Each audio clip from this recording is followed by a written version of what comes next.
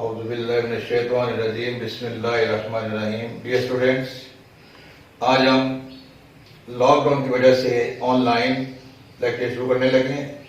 Chemistry chapter number 4 lesson number 1 हम शुरू करते हैं। तो ये बोर्ड की तरफ देखें, ये चीजें आज हमने डिस्कस करनी है। Number 1 valence shell, number 2 duplet rule, number 3 octet rule, number 4 method to get stability और टू ओबे ऑक्टेट रूल। इसके आगे की टाइप्स देखेंगे हम। Chemical bond, types of chemical bond 4 है। तो बेटा आपने जब मैंने लेसन शुरू करना है ना, लेसन शुरू करने से पहले आपने लेसन वॉच करने से पहले अपने पास राइटिंग मटेरियल और बुक ये पास रखनी है। अगर आपके पास बुक नहीं है तो ऑनलाइन उसको डाउनलोड कर लें। जो पेज मैं आपको पढ़ा रहा हूं थोड़ा सा सीक्वेंस मेरा चेंज है, बुक के मुताबिक नहीं। जो चीजें मैं समझता हूँ पहले आनी चाहिए वो पहले मैं पढ़ा रहा हूँ, और जो बाद में आनी चाहिए वो बाद में पढ़ा। इसलिए आपने परेशान नहीं होना कि ये सर पढ़ा रहे तो ये बुक में नजर नहीं आ रहा। तमाम चीजें बुक से ही मैंने पढ़ानी है और उनको आगे पीछे हो सकते हैं। अगर आपको कोई प्रॉब्लम हो तो आप डिस्कस कर लें कि वैलेंट शेल ये सबका लेसन है, इसके मतलब आपको आना चाहिए कि what is valence shell. Valence shell का जिक्र आपने चैप्टर नंबर 2 में भी पढ़ा था और 3 में भी देखा था। इलेक्ट्रॉनिक कॉन्फ़िगरेशन में इसका बहुत जिक्र है। Valence shell means last shell of an atom. जब हम इलेक्ट्रॉन को डिस्ट्रीब्यूट करते हैं पहले शेल में, दूसरे में, तीसरे में, तो जो लास्ट शेल होता है उसको हम कहते हैं वैलेंट शेल। और बाज एटम्स में इलेक्ट्रॉन ज्यादा होते हैं, उनके एक से ज्यादा शेल होंगे, तो उनका जो आखिरी शेल होगा वो वैलेंट शेल होगा। हाइड्रोजन में चूंकि एक ही इलेक्ट्रॉन है, इसलिए इसका जो वैलेंट शेल है वो पहले ही it is also last shell, first shell and valence shell, क्योंकि है ही एक। और इसमें प्रोटॉन एक है, न्यूट्रॉन कोई नहीं होता हाइड्रोजन में, और इलेक्ट्रॉन भी एक है। देन ऑक्सीजन को देखें आप। ऑक्सीजन में बेटा कितने इलेक्ट्रॉन है, कितने न्यूट्रॉन है, कितने प्रोटॉन है। ऑक्सीजन में 8 इलेक्ट्रॉन होते हैं, पहले में 2, पहले में 2 आ जाएंगे और दूसरे में आ जाएंगे 6।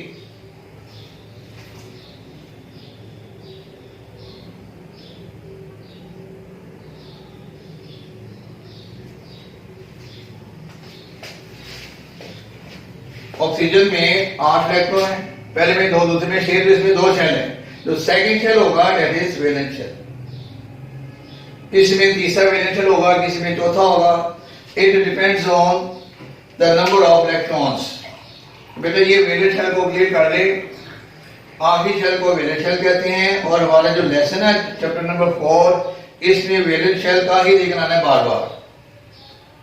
तो इज इट क्लियर? देन हम देखते हैं ऑक्टेट रूल।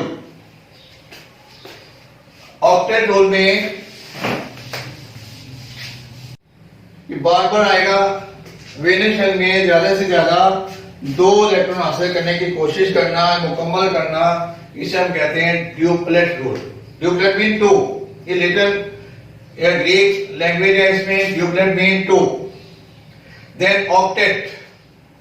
ऑक्टेट मीन इसके जो एग्जांपल है वो है हीलियम। इसमें मैक्सिमम 2 इलेक्ट्रॉन होते हैं। Octet rule it means to attain maximum 8। Octet mean 8 electrons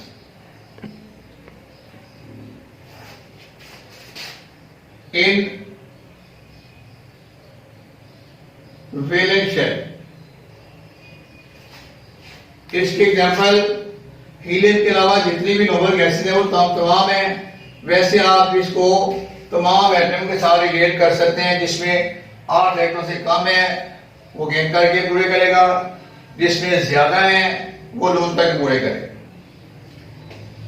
तो अगला क्वेश्चन हमारा यही है, method to get stability. Stability mean why atom react each other.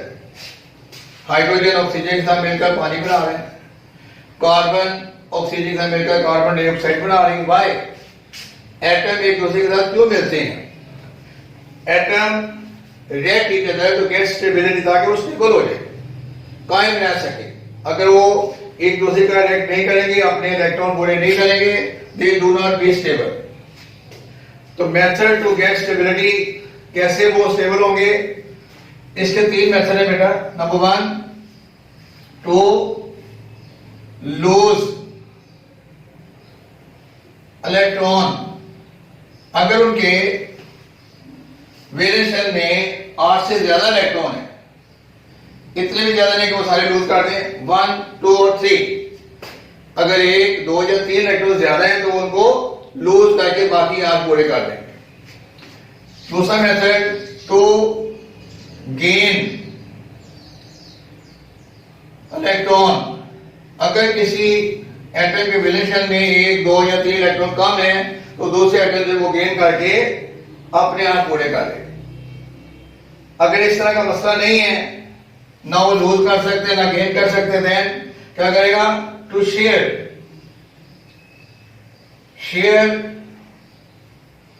Electron. कितने इलेक्ट्रॉन शेयर करेगा? 1, 2 और 3, जितने उसको जरूरत होगी, ताकि उसका ऑक्टेट यानी 8 इलेक्ट्रॉन पूरे हो जाए।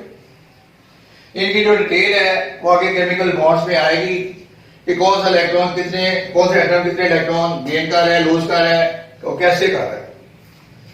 बेटा नेक्स्ट हम देखते हैं what is chemical bond. Chemical bond से पहले आपने ये जो बॉन्ड का लफ्ज है ना, इसको स्ट्रेस करना है। What is bond? ये प्राइज बॉन्ड नहीं है। बॉन्ड मीन ऐसी फोर्स जो दो चीजों को जोड़ती है। मैग्नेट है वो आयनों को अपनी तरफ खींचता है, it means the force of attraction है। एलसीएम यूज करते हैं दो चीजों को जोड़ने के लिए। नेल पेपर के 2 पीसेज हो गए हैं, उनको जोड़ने के लिए गम यूज करते हैं। Gum is a bond, but gum is not a chemical bond. Chemical bond mean force of attraction that force of attraction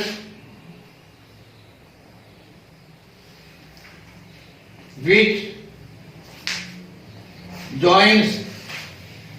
बेटा अगर आपकी इंग्लिश ठीक है ना तो फिर आप ये टेंसेस का भी ध्यान रखें, अदरवाइज साइंस के सब्जेक्ट में टेंसेस का ज्यादा स्ट्रेस नहीं होता, लेकिन इतना भी नहीं कि आप बिल्कुल ही गलत कर दें।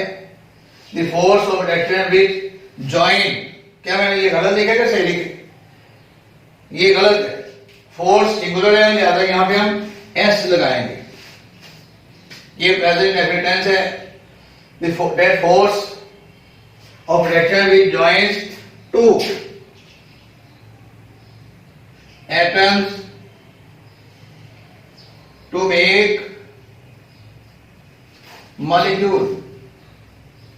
आपको पता है कि चैप्टर नंबर 1 में आपने सीखा था कि व्हाट इज मॉलिक्यूल? जब 2 या 2 से ज्यादा एटम मिलते तो मॉलिक्यूल बनते हैं। अब 2 या 2 से ज्यादा एटम को मिलाने के लिए एक फोर्स चाहिए, उस फोर्स का नाम है केमिकल बॉन्ड। वैसे डेली लाइफ में हम जब चीजों को जोड़ते तो उससे हम बॉन्ड ही कहेंगे, लेकिन जब एटम्स मिलकर मॉलिक्यूल बनाएंगे that is called chemical bond. तो केमिकल बॉन्ड के बेटा 4 टाइप्स हैं, इनको हम वन बाय वन डिस्कस करेंगे। Number 1 ionic bond, number 2 covalent bond, number 3 coordinate covalent bond और नंबर 4 मेटेलिक बॉन्ड। आज हम सिर्फ डिस्कस करेंगे आयनिक बॉन्ड। आयनिक बॉन्ड हम शुरू करते हैं। नंबर 1 पहले इसकी डेफिनेशन लिखेंगे फिर एग्जाम्पल और फिर एक्सप्लेनेशन। यहाँ पे याद ये हेडिंग याद रखा करें ताकि पेपर में कोई पॉइंट मिस ना हो, क्योंकि जब मार्किंग होती है ना तो हर स्टेप के कुछ मार्क्स होते हैं। तो इसकी रेफरेंस ठीक है, 1 नंबर दे दें। एग्जाम्पल लिखी है, 2 नंबर दे दें। एक्सप्लेन की है तो ये नंबर दे दें। बाद बची डेफिनेटली के एग्जाम्पल दे के कहते मैंने पूरा सवाल कर दिया। एक्सप्लेन ये कहता है हेडिंग दे के आप लिख सकते हैं।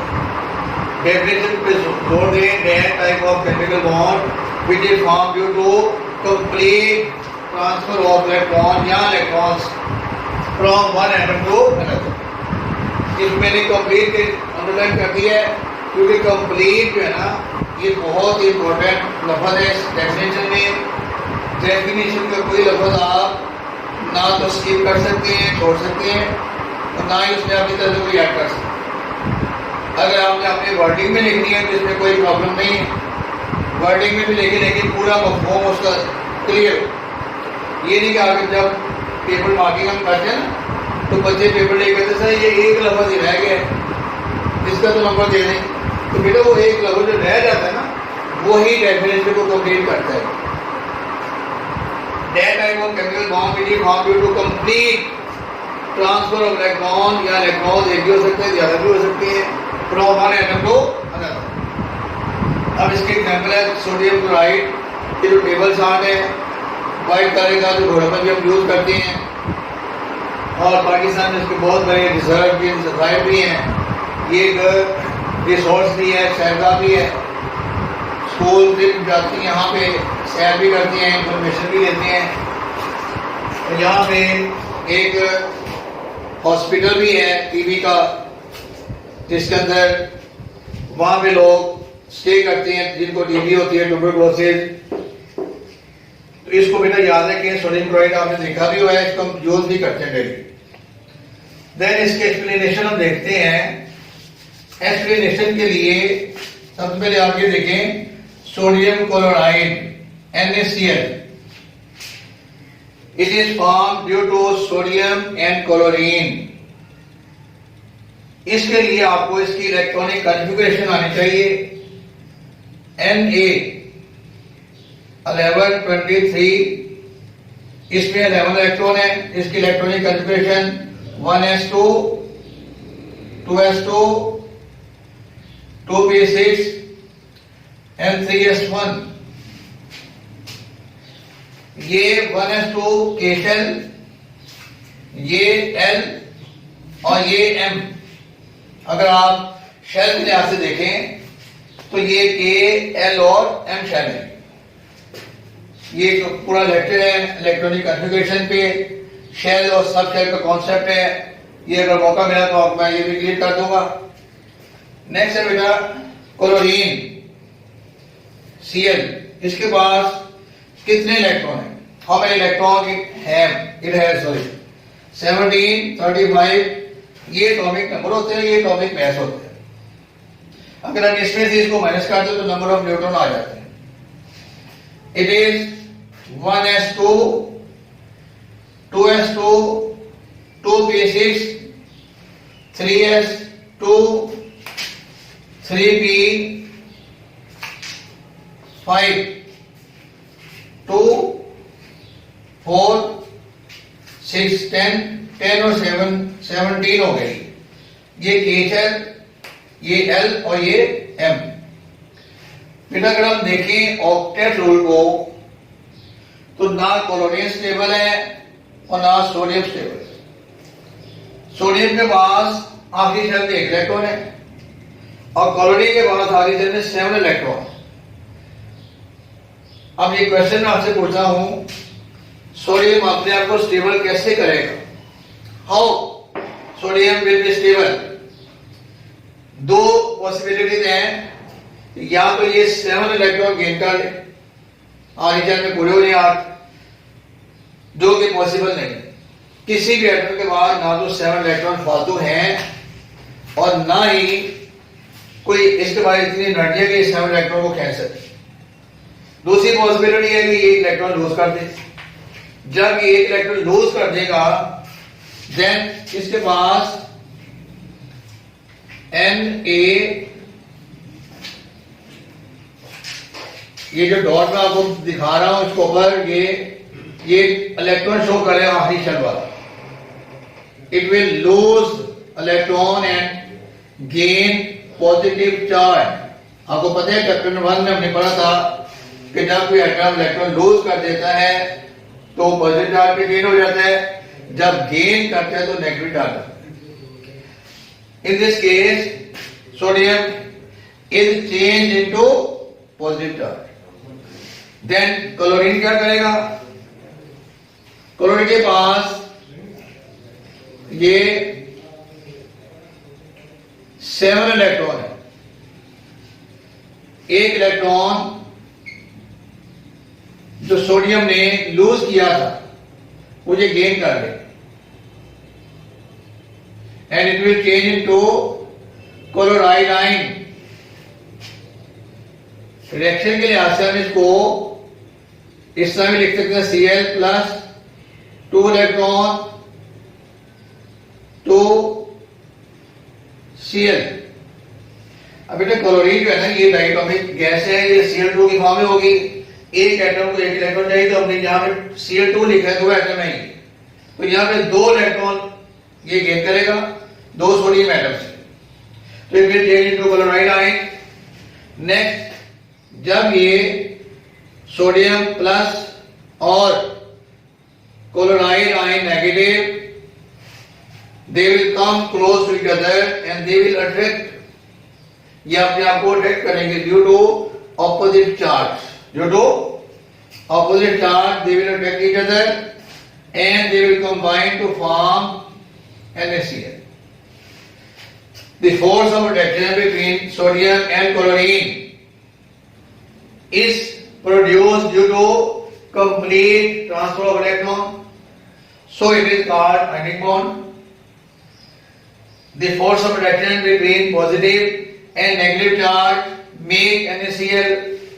तो चार्जेस के लिए जो अट्रैक्शन होती है उसको हम एक और नाम बेटा देते हैं इलेक्ट्रोस्टैटिक फोर्स, जो चार्जेस की वजह से होती है इलेक्ट्रोस्टैटिक फोर्स। चूंकि ये बॉन्ड इलेक्ट्रोस्टैटिक फोर्स की वजह से बना है, so it is also known as electrostatic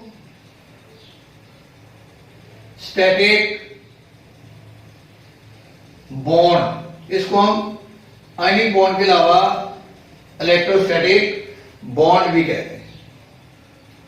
ionic bond और इलेक्ट्रोस्टैटिक बॉन्ड बेटा दीज आर सेम थिंग्स। अगर पेपर में आ जाए define and explain ionic bond, this is the answer. अगर आ जाए right A note on electrostatic bond, तो कुछ बच्चों ने इलेक्ट्रोस्टैटिक का लफ्ज नहीं सुना होता, वो भूल जाते हैं, पता नहीं कहां से सवाल आ गए। इलेक्ट्रोस्टैटिक बॉन्ड और ionic bond, the same answer for both of these questions. इसके लिए आपने बुक से ये डायग्राम भी बनानी है। सोडियम की डायग्राम इस तरह बनी होगी। Sodium proton, neutron, proton 11, neutron 12, ये इलेक्ट्रॉन 2,